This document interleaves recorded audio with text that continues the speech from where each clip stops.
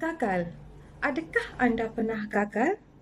Setiap orang punya kisah gagal masing-masing sebelum menemui kejayaan. Jadi, kenapa gagal? Di sini saya akan senaraikan 6 sebab gagal. Okey, yang pertama, belajar atau membuat ulang kaji tidak konsisten. Yang kedua, suka bertangguh. Yang ketiga, kurang fokus ketika belajar.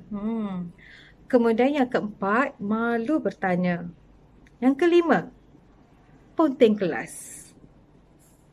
Dan yang keenam, tak faham kehendak soalan. Okey, seterusnya saya akan jelaskan setiap sebab gagal ini. Mau kita tengok. Sebab yang pertama adalah belajar atau ulang kaji tidak konsisten. Okey, sekarang ini musim PDPR kan ya. Bagi murid tingkatan 1 hingga tingkatan 5 belajar dekat rumah. Okey, sudah ada jadual waktu yang disediakan oleh guru ya. Tetapi orang jenis ni dia belajar ikut suka hati dia je. Ya, ada juga yang buat jadual belajar sendiri bagus tapi tetap tak ikut. Ada juga langsung tak buat jadual. Ya, makanya bila dia rasa dia nak belajar, dia belajar. Bila dia rasa tak ada mood, dia rasa dia malas, dia nak tidur, dia nak layan Korea, dia langsung tak ada peruntukan masa pun untuk belajar. Sebab kedua, suka bertangguh. Selalunya dia rasa, esok kan ada. Bila besok? Esok kan ada. Esok-esok lagi? Esoklah. Hari ni rehatlah dulu ya. Okey, bila dia rasa besok, akhirnya habis dah besok. Makanya tak buat apa-apa. Dan dia pun tak dapatlah apa-apa ya. Sebab yang ketiga, kurang fokus. Masa cikgu mengajar, tak kiralah ketika bersemuka atau ketika atas talian ya. Dia suka berangan. Kalau tak berangan, dia suka berbual kosong dengan rakan-rakan. Ni kalau kelas bersemuka lah ya.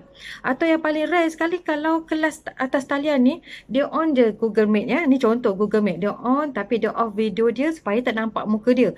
Kemudian dia cuik-cuik tidur ke. Atau dia main game. Cikgu mengajar bla bla bla bla, dia main game ya. Ada yang buat macam tu tak? Bila tak bagi perhatian pada pengajaran guru, akhirnya dia tak faham pun, ya. Ada juga orang ya, dia belajar sendiri, ya. Dia belajar sendiri. Kononnya 1 jam lah nak buat ulang kaji ni, 1 jam. Tapi masa dia belajar sendiri tu, kejap-kejap bangun buat air, kejap-kejap bangun telefon member, kejap-kejap bangun pergi makan ya.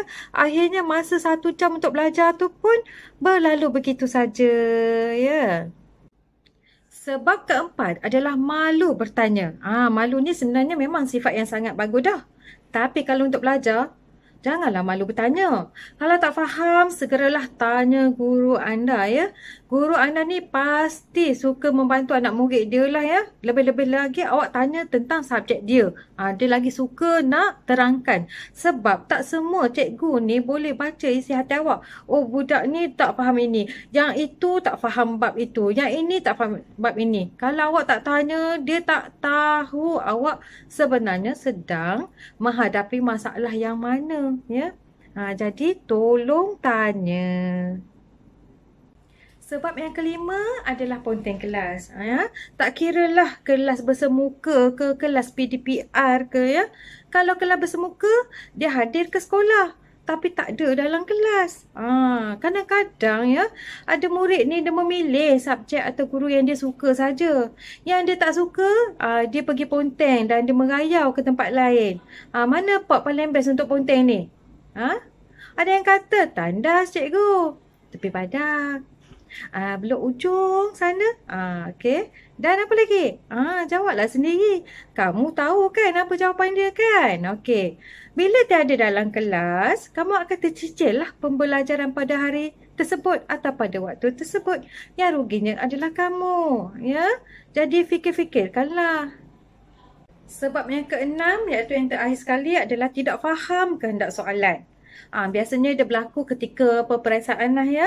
Suka nak urus masa. Biasanya murid-murid ni biasanya dia suka nak urus masa nak jawab soalan. Jadi dia selalulah tergopoh-gapah ya untuk baca soalan dengan teliti. Ya, menyebabkan dia ni tadi salah faham dengan kehendak soalan. Okey, bila salah faham, kamu pun mulalah bagi jawapan yang salah ya. Bila bagi jawapan yang salah, tak ada markah. Okey, itulah sebabnya boleh jadi gagal. Akhir sekali ya, ingatan mesra daripada saya. Orang yang hebat adalah orang yang berani bangkit dari kegagalan. Janganlah sekali gagal, kamu terus rasa putus asa. Kejar kejayaan, walaupun lelah tetap akan zahirkan kemanisannya nanti. Teringat kata-kata sahabat saya ketika belajar dulu ya, Puan Syidah namanya. Dia kata, tukarkanlah lelah kepada lillah. Salam kejayaan daripada saya. Cukuplah sampai di sini saja perkongsian saya. Semoga ilmu ini memberi manfaat kepada kalian. Jangan lupa tekan like dan juga subscribe channel saya. Bye.